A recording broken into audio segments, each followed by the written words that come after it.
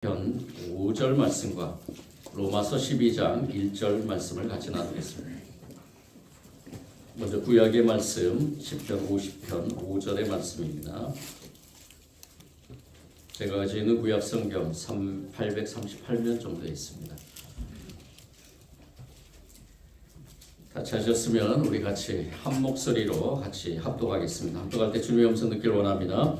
이르시되 나의 성도들을 내 앞에 모으라. 그들은 제사로 나와 언약한 이들이니라 하시도다. 아멘. 신약의 말씀 로마서 12장 1절 말씀입니다.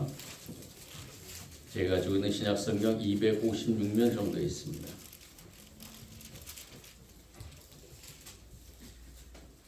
또 같이 한 목소리로 같이 합독합니다. 또 주님의 음성 듣기를 원합니다. 그러므로 형제들아 내가 하나님의 모든 자비하심으로 너희를 원하노니 너희 몸을 하나님이 기뻐하시는 거룩한 산 제물로 드리라. 이는 너희가 드릴 영적 예배니라. 아멘. 저희 교회가 속해 있는 또 우리는 교회 공동체이지만 또 교회 공동체가 하나의 또 다른 큰 공동체에 속해 있는 우리 대한예수교 장로회 통합측의 총회에서는 해마다 주제를 같이 공유하고 또 그 주제에 맞는 성경의 말씀을 같이 공유합니다. 그래서 올해는 오늘 제가 미리 이쪽에 있네요. 우리 현수막으로 걸어놨듯이 복음의 사람 예배자로 살게 하소서. 기도하며 우리가 이렇게 살기를 소원하면서 우리 대한예수교 장로회 통합측에 속해 있는 모든 교회들은 이 주제를 가지고 올 한 해 동안에 우리가 예배자로서 삶을 살기를 소원하며 기도하며 그렇게 같이 공유하는 그러한 한 해가 되기를 원하며 이러한 주제를 삼았습니다. 이 주제 가운데서 구약의 말씀과 신약의 말씀에 귀한 하나님의 말씀을 기초로 해서 오늘 이 시간에 저와 여러분이 복음의 사람, 즉 예배자로 살아가는 그 삶의 형태가 어떤 것이어야 되는가를 우리가 좀 이 시간에 깊이 묵상하면서 올 한 해 저와 여러분 복음의 사람들로서 예배자로 살아가기를 소원합니다. 이 주제를 삼은 이유가 있습니다. 종에서는 우리가 잘 알다시피 우리가 겪어온 그 코로나 팬데믹의 시대에서 이제는 코로나 엔데믹의 시대에 우리가 살면서 이전에 어떻게 보면은 이 코로나로 인해서 상실되었던 그러한 예배의 모습, 즉 모임에 관한 예배의 모습과 또 다른 예배의 형태들이 생겨나는 가운데서 동영상 예배나 가정 예배나 여러 가지 예배 형태에서 그리고 더 나아가서는 이 예배를 통해서 하나님께서 우리에게 주시고자 하는 어떻게 보면은 이 코로나 팬데믹 시대에 우리에게 하나님께서 말씀하시고자 하는 것이 무엇인가를 이제는 우리가 정리할 시대가 되었다라는 것입니다. 그리고 2023년이 저와 여러분에게는 또 다른 하나의 기회의 해가 된다는 것입니다. 어떤 기회의 해가 되느냐? 바로 예배자로서 우리가 어떻게 정립해야 될 것인가? 사실 어떻게 보면은 이 코로나 팬데믹 시대에 많은 것들이 이렇습니다. 한국 교회와 또 성도들, 특히 개인적으로는 신앙의 모습 가운데서 신앙이 연약해 있는 그러한 분들에게는 이 예배라는 것에 대한 정립이 확립되지 못했기 때문에 이 많은 그러한 질병으로 인해서 모이기를 패하고 그리고 여러 가지 질병의 상황 속에서 교회들에 대한 그러한 시각도 그렇고 이런 것들로 인해서 신앙이 약한 예배 정립이 확립되지 못한 분들이 교회를 떠나고 그리고 더 나아가서는 믿음을 잃어버린 경우가 많이 있었다는 것입니다. 그런 가운데서 저와 여러분 오늘 이 시간에 우리가 2023년을 맞이하는 이 한 해의 첫 자락에서 저와 여러분이 다시 한번 예배가 무엇인가 그리고 예배자로 저와 여러분이 어떠한 삶을 살아야 되는 것을 분명하게 정립을 하고 2023년을 시작하길 원합니다. 그래서 이러한 이 2023년은 우리가 총회적으로 우리 모든 교회 속해 있는 모든 교회와 성도들이 다시 한번 복음의 사람으로서 예배자로 올바로 서기를 원하며 이 주제를 세운 것입니다. 그래서 거기에 발맞춰서 우리 교회와 저와 여러분 모든 성도들이 참된 예배자의 모습을 가지고 2021년 살아가기 위한 그러한 어떻게 보면 기도하며 다짐하며 오늘 시간에 저와 여러분이 말씀을 같이 나누길 원합니다. 그러기 위해서 먼저 우리 구약의 말씀을 같이 한번 먼저 살펴보겠습니다. 시편 50편 5절 말씀, 다시 한번 제가 읽어드리면 이르시되 나의 성도들을 내 앞에 모으라. 그들은 제사로 나와 언약한 이들이니라 하시도다. 하나님의 말씀을 들은 이 시편 기자는 이렇게 선포를 하고 있습니다. 하나님께서 말씀하신 거죠. 하나님께서 여기에서 나의 성도들이라고 이렇게 말씀하셨습니다. 이 나의 성도들이라는 이 말은 하시다이라는 말인데요. 나의 사랑을 받은 자 또는 나의 시야에서 은총 자비를 얻은 자라는 그러한 뜻을 담고 있습니다. 나의 성도라는 이 표현은 하나님과 성도들 관계가 제사, 즉 예배로 이어진다는 것을 말하고 있는 것입니다. 즉 우리 저와 여러분은 성도입니다. 하나님의 부르심을 받은, 즉 하나님께서 저와 여러분을 나의 성도라고 말씀하신 것입니다. 이것은 무엇을 의미하느냐? 예배자가 돼야 된다는 겁니다. 하나님 앞에 하나님이 왜 저와 여러분을 부르셨는가? 왜 저와 여러분을 성도로 삼으셨는가? 하나님의 성도로 삼으셨는가? 그것은 바로 하나님이 저와 여러분을 통해 예배를 받기 위함이라는 것입니다. 이것이 이 나의 성도라는 의미에 담겨 있는 의미고요. 그리고 더 나아가서는 이 나의 성도, 그리고 더 나아가서는 나의 성도와 함께 그들 내 앞에 모으라고 하면서 그들은 제사로 나와 언약한 이들이다라고 선포를 합니다. 이것도 마찬가지죠. 제사로 나와 언약한 이들. 하나님과 저와 여러분은 사랑의 언약을 맺은 존재입니다. 그 사랑의 언약을 맺은 존재로서 하나님께서는 그 언약을 이룬 가운데서 한 공간, 한 회중, 한 공동체로서 우리 모두가 다 예배자로 하나님 앞에 나아가야 된다는 것입니다. 그러니까 즉 이 모든 것의 삶에서 저와 여러분은 한 성도, 즉 하나님의 성도로, 그리고 한 제사로 누구에게만 영광 돌리는, 누구에게만 예배드리는, 누구에게만 제사하는, 바로 하나님께만 예배드리고 제사하는 그러한 성도로 존재해야 있어야 된다는 것입니다. 그것을 이 시편 기자는 선포하면서 한 공간에 한 회중이 한 공동체를 모이는 이 예배의 중요성을 선포하고 있는 것입니다. 그래서 이 시편 50편 5절의 말씀에서는 우리가 생각할 때 한 가지 예배의 진정성을 생각해야 될 것입니다. 여러분들은 이 시간에 왜 이 성전에 나와서 예배를 드리는 것입니까? 예배란 과연 무엇입니까? 예배가 과연 어떠한 형태로 하나님 앞에 드려지는 것이 옳은가를 우리가 생각해 볼 때 저와 여러분이 만약에 이 자리에 없다면 교회 존재도 있을 필요가 없는 것이고요. 그리고 하나님도 저와 여러분을 통해서 예배 받으시지 않으십니다. 즉 저와 여러분이 예배자로 서 있다는 이것을 우리가 생각하면서 예배의 진정성에 대해서 우리가 생각할 때 저와 여러분은 예배자로 하나님 앞에 서 있는 것, 그것은 바로 성도로 부르심을 받았기 때문에, 즉 저와 여러분의 의지가 아니라 하나님께서 저와 여러분을 선택하셔서 그리고 하나님의 은혜를 통해서 저와 여러분이 하나님의 성도로서 이 자리에 존재해 있다는 것을 먼저 깊이 묵상해야 될 것입니다. 2023년 예배의 진정성을 우리가 깊이 묵상하면서 감사로 나아가는 저와 여러분이 되기를 원합니다. 기쁘고 즐거울 때만이 아니라 고난과 약함 가운데서도, 심지어는 환난 가운데서도 약할 때 강함 주시는 그 하나님의 은혜를 체험하며 예배자로서의 부름에 응답하면서 감사함으로 하나님 앞에 나와 예배드리는 것, 그것이 바로 예배의 진정성입니다. 우리의 기분 따라 드리는 것이 아니라 저와 여러분은 반드시 하나님 앞에 있어야 되는, 하나님 앞에 나와야 되는 예배자가 되어야 된다는 것입니다. 그것이 바로 우리 시편 기자가 선포하는 말씀 가운데 우리가 먼저 생각하고 깨달아야 될 것입니다. 저와 여러분은 예배자입니다.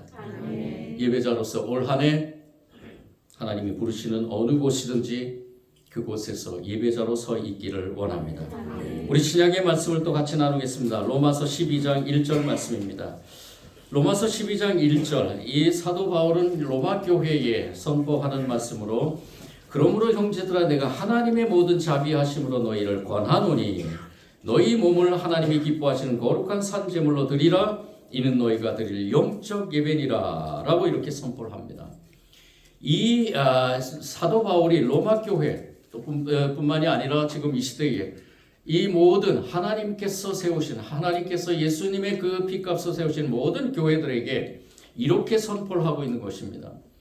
이 예배는 구약의 제사와는 조금 다른 형태, 새로운 개념을 이 사도 바울을 통해서 선포하고 있는데요. 그 중심에는 마찬가지로 구약시대 때도 마찬가지였지만 동물의 피로 제사를 드렸지만 그 속에 바로 예수 그리스도가 담겨 있는 것처럼 이 신약의 제사, 예배도 마찬가지입니다. 누구의 이름으로 예배를 드려야 되느냐? 예수 그리스도의 이름으로 예배를 드리는데, 그런데 여기에는 또 다른 새로운 개념을 제시를 하고 있는 것을 보게 됩니다. 그 새로운 개념이 무엇인가? 오늘 말씀에서 살펴보면은 세 가지가 있다는 것을 알게 됩니다. 첫 번째는 바로 하나님의 모든 자비하심이라는 말 속에 담겨 있는 것입니다. 이 하나님의 모든 자비하심이라는 것, 이 말의 의미는 무엇인가? 우리가 그 알기 위해서 먼저 또 원어를 또 살펴볼 텐데, 모든 자비하심에 해당하는 헬라어 오이크로티몬이라는 것은 자비, 불쌍히 여김이라는 번역이 되는 단어로서 복수 형태입니다. 그러니까 이 복수 형태라는 것은 단수보다는 큰 의미를 가지고 있는 것이죠. 그래서 큰 자비, 그리고 하나님의 큰 은혜, 이러한 것을 의미합니다. 사람이 주는 은혜, 자비보다 하나님이 주신 자비와 은혜는 우리가 형용할 수 없을 만큼 아주 큰 것입니다. 그 은혜, 그 하나님의 자비, 그 은혜로서 이 사도 바울은 모든 사람들, 그 대상이 어떤 특정한 사람이 아니라 유대인만이 아니라 또는 이방인만이 아니라 유대인과 이방인들 모두 다, 즉 이 땅에 있는 모든 사람들이 하나님의 모든 은혜를 입은 사람들이라는 것입니다. 그 은혜를 입은 사람들, 이 모든 은혜를 하나님의 큰 자비하심을 입은 사람들은 하나님 앞에 서야 된다는 것입니다.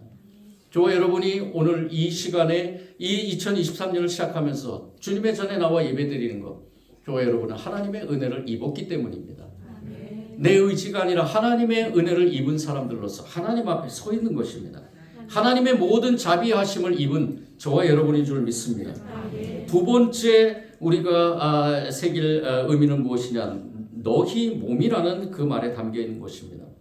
너희 몸, 이 몸이라는 이 말을 신학자들은 여러 가지로 해석을 합니다. 기본적으로 우리 육체적인 몸이다라는 그렇게 해석을 하며, 또 다른 신학자들은 이것은 삶의 구체적인 실체 속에 존재해 있는 그러한 개인적인 그러한 제사의 현재이다라고 이렇게 표현합니다. 좀 어려운 말이지만은 내 자체, 이 몸으로, 여러분들 우리 옆에 분들 보이시죠? 옆에 분들 누군지 알겠죠? 예, 또 혹시 모르는 분도 있습니다. 우리 오늘 이 처음 예배, 우리 교회에 와서 처음 예배 드리시는 분, 저도 몇 분이 좀 보이는데, 그렇지만 그분이 제 눈에 보입니다. 지금 현재 있는 것입니다. 과거에 있는 것이 아니라 현재에 있는 것이죠. 앞으로 미래에 미래에 있을지 없을지는 저는 모릅니다. 현재에 있는 저와 여러분의 모습, 이것이 바로 몸이라는 것입니다. 그리고 또 세 번째 풀이하는 것은 무엇이냐면은 이 육체적인 몸이 아니라 우리의 내면에 있는 마음이라고 이렇게 또 표현하는 분도 있습니다. 그래서 여기에서 너희 몸이라는 것을 이렇게 표현할 때 칼빈은 이것을 종합적으로 어떻게 표현하느냐? 우리 몸뿐만이 아니라 우리 마음뿐만이 아니라 하나님께서 우리에게 특별히 허락하신, 우리 앞에서 나눈 것처럼 하나님께서 은혜를 베푸셨던 그 은혜의 모든 것들을 총체한다는 것입니다. 즉 우리가 살아가는 가운데서 우리 앞에서 구약의 말씀에서 나눴듯이 성도로서의 삶, 그 모든 것들이 바로 몸이라는 것입니다. 저는 이 칼빈의 해석에 동의를 합니다. 그래서 여기에서 너희 몸은 너희 자신을 뜻하면서 우리 인격 전체를 형성하는 모든 요소를 포함하는 것입니다. 세상과 이웃과의 관계 속에서 구체적인 삶으로 표현되는 삶의 양태를 의미하는 것입니다. 저와 여러분의 삶의 모형들이 다 있겠죠. 그 삶의 모형 모든 것들이 너희 몸이다 라고 이렇게 해석하는 것이 옳다고 봅니다. 그리고 마지막 세 번째는 영적 예배라는 그 말의 의미가 담겨 있는 것입니다. 이 영적 예배는, 이 영적이라는 해당하는 이 헬라어 단어는 로기켄이라는 그러한 형용사인데요. 이것은 로기코스에서 유래된 것입니다. 합당하다 그리고 합리적인 그런 뜻을 갖고 있습니다. 합리적이라는 그런 의미를 담고 있는 것이죠. 근데 우리가 사실 영이라고 생각하면은 여러분들 저와 여러분이 많이 나눴던 그런 단어들이 있습니다. 영, 즉 이 영은 하나님께서 저와 여러분에게 특별히 주신 것입니다. 그래서 푸뉴마라는 그러한 단어도 많이 쓰고요.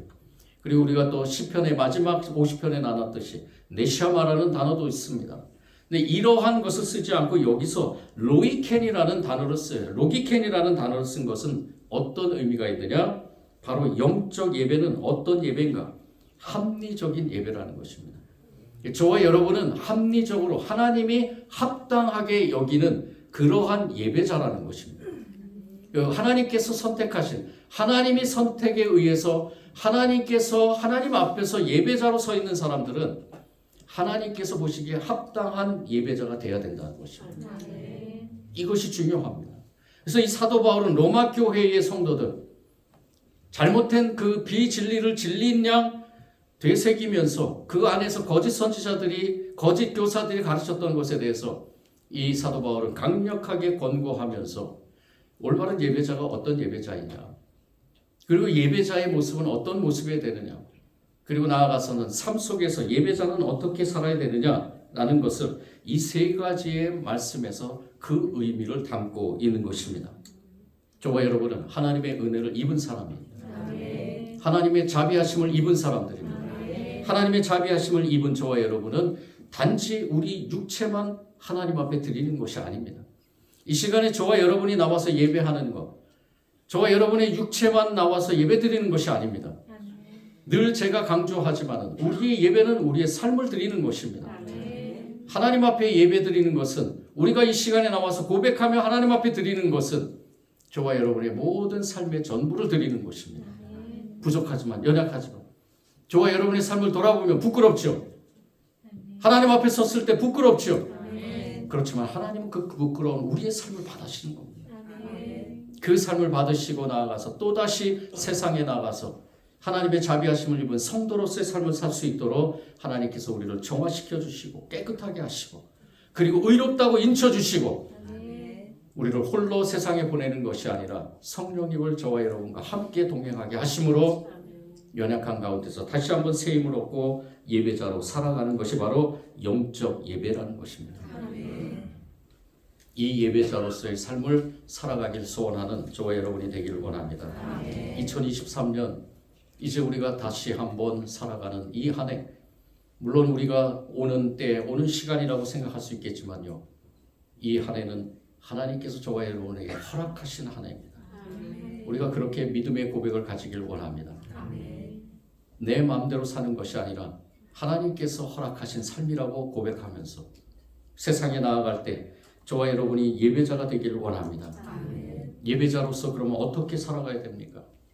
우리에게는 분명한 해답이 있습니다. 그 해답이 바로 예수 그리스도이십니다. 우리는 어쨌든 모든 것의 해답의 원인, 모든 것의 해답의 근원은 어디에서 찾아야 되느냐? 바로 예수 그리스도에게서 찾아야 됩니다. 예수 그리스도는 이 땅에 예배자로 오셨습니다. 예배자로 오셔서 모든 인류의 백성들을 위해서 그 모범을 보이셨습니다. 자기를 희생하고 십자가에 죽으시고 부활하시고 승리하셔서 내가 참 예배자이다. 나처럼 하나님 앞에 예배 드려라. 라고 이렇게 선포하신 것입니다. 예수님께서 이러한 예배자로 서 있었던 것을 우리가 종합해 보면은 예수님은 삶의 자리에서 자신을 위한 것이 아니라 다른 사람들을 위한 그러한 삶을 살았다는 것입니다. 타인을 위로하고 존중하고 함께 기뻐하고 함께 슬퍼하고 함께 고통을 나누고 함께 반응해주고 그리고 그 모든 사람들을 위해서 희생하며 십자가에 죽으신 것입니다. 당신이 직접 제물이 되셔서 거룩한 산 제사를 하나님 앞에 올려드린 것입니다. 이 시간 저와 여러분 예수 그리스도를 묵상하기 원합니다. 복음의 사람들, 저와 여러분은 예수 그리스도를 믿는 사람들입니다. 예수 그리스도와 함께 죽기를 결심한 사람들입니다. 저와 여러분도 십자가에 죽기를 원합니다. 내가 십자가에 죽을 때 저와 여러분은 진정한 예배자가 될 수 있는 것입니다. 다른 사람을 위로하고 존중하고 함께 기뻐하고 반응해주며 타인을 위해 희생하는 삶을 살아갈 수 있다는 것입니다. 하나님의 뜻을 따라서 저와 여러분이 예배자로 서 있는 이 시점에 사도 바울은 다시 한번 말씀을 선포하며 너희는 이 세대를 본받지 말고 오직 마음을 새롭게 함으로 변화를 받아 하나님의 선하시고 기뻐하시고 온전한 뜻이 무엇인지 분별하도록 하라라고 선포합니다. 저와 여러분이 하나님의 뜻이 무엇인지를 분별하기 위해 참된 예배자로 살아가야 됨을 다시 한번 우리가 깊이 생각하면서 올 한 해 복음의 사람 예배자로서의 참된 승리자로 살아가기를 원합니다. 저와 여러분은 하나님을 영화롭게 하기 위한 존재입니다. 웨스트민스터 소리응답 제1항은 인간의 제일 되는 목적이 하나님을 영화롭게 하는 것과 영원토록 그분을 즐거워하는 것이다 라고 말합니다. 저와 여러분이 2023년도 예배자로서 하나님을 영화롭게 하고 또 하나님을 영원토록 기쁘게 해드리는 그리고 그 기쁨을 통해 저와 여러분이 그 기쁨을 누리는 그러한 2023년이 되기를 원합니다. 여러분들 영화를 볼 때마다 그 범죄 현장에 경찰들이 사이렌을 울리면서 가죠. 저는 어떨 때 그 생각을 해봤습니다. 왜 경찰이 조용히 가서 범죄를 잡으면 되는데 왜 사이렌을 울리면서 그렇게 요란하게 그 범죄 현장에 가는가? 근데 여기는 다 이유가 있답니다. 왜 그러느냐? 그 범죄 현장의 그 범인이 또 다른 깊은 범죄를 저지르지 않게 하기 위해서 경찰이 간다라는 신호를 보내면은 그 범죄를 마치고 끝내고 하지 않고 도망을 간다는 것입니다. 더 깊은 범죄에 빠지지 않도록 더 깊은 죄에 빠지지 않도록 그렇기 위해서 이 사이렌을 울리면서 간다는 것이죠. 저는 이것을 읽으면서 이렇게 생각했습니다. 그래, 우리 복음의 사람 예배자들은 이 세상에서 사이렌을 역할을 해야 되겠구나. 복음의 그 사이렌을 울리면서 이 죄악이 가득한 세상에서 죄가 무엇인가를 우리가 선포하면서 저와 여러분이 예배자로서 그리고 예배자임을 나타내면서 타인을 위하고 존중하며 함께 기뻐하고 반응해주며 타인을 위해 희생하는 삶. 즉 조금 사이렌은 너무너무 요란하잖아요. 좀 요란해지길 원합니다. 우리 교회 성도들이 좀 요란해지길 원해요. 어떻게 요란해지길 원하느냐? 좀 적극적으로 더 도와주고 또 슬퍼한 사람이 있으면 같이 슬퍼해주고 우리가 물론 잘하고 계시지만은 더 적극적인 긍정적인 그러한 우리의 그 신앙의 그 삶을 통해서 하나님이 주신 귀한 사명 예배자로서의 사명을 잘 감당하길 소원하는 것입니다. 2023년 복음의 사람들인 우리 교회와 성도들이 예배자로 살아감으로 하나님의 나라와 그 의를 이 땅에 이루어가기를 간절히 축원합니다. 사랑해 주님 감사합니다. 복음의 사람 예배자로 살아가길 소원하며 오늘 귀한 말씀 가운데서 다시 한번 다짐을 해봅니다. 그렇지만 또 이 말씀에서 우리가 멀어질 때가 있을 것입니다. 그때마다 성령님 우리를 깨우쳐 주시고 너는 예배자야. 너는 예배자로 살아가야 돼. 라는 그 음성을 듣게 하여 주셔서 주님 앞에 올바른 예배자로 서게 하시며 또 삶의 자리에서 예배자의 삶을 살아가게 하여 주옵소서.